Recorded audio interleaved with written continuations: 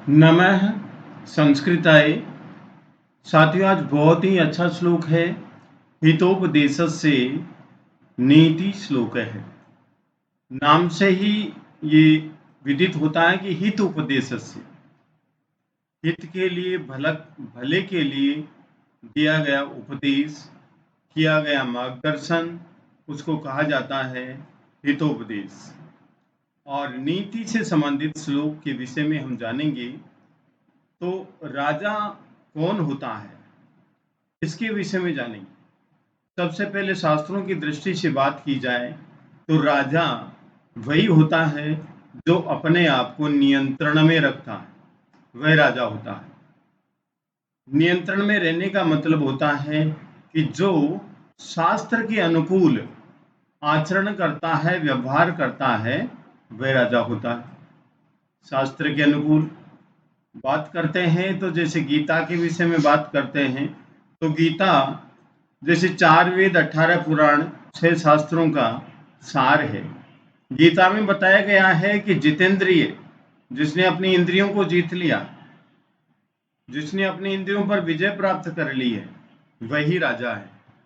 अब हम उस राजा की बात करते हैं जो शासन करता है।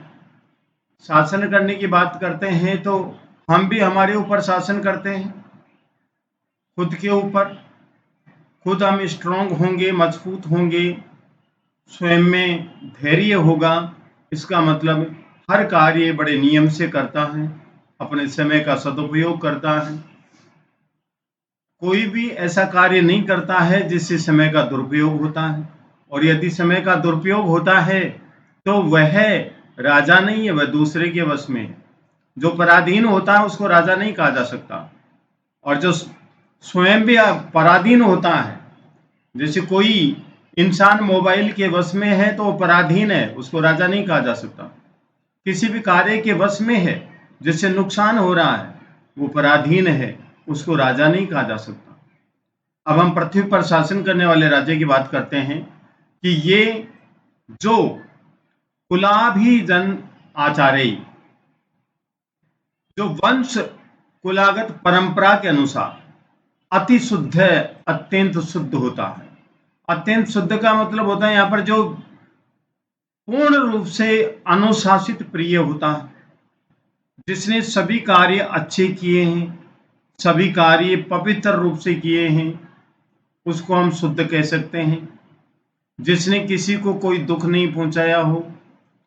नेक्स्ट, प्रतापवान हो, धार्मिक, नीति कुशल है, धार्मिक हो और नीति में कुशल हो। स वह मनुष्य भुवि, इस धरती पर, स्वामी युज्यते, स्वामी के रूप में जाना जाता है, उसको राजा के रूप में जानते हैं। राजा के क्या गुण बताए हैं कि कुल परंपरा के अनुसार आचारों और विचारों से वह शुद्ध हो, उनके आचरण भी सही हो और उनके विचार भी सही हो। प्रतापवान हो, धार्मिक हो, नीति कुशल हो, वह इस धरती पर राजा होने योग्य है, उसको राजा कहा जा सकता है। ये हमने अच्छी तरह से जान लिया है इस श्लोक के माध्यम से। अब सामान्य रूप से अनुवाद देखेंगे।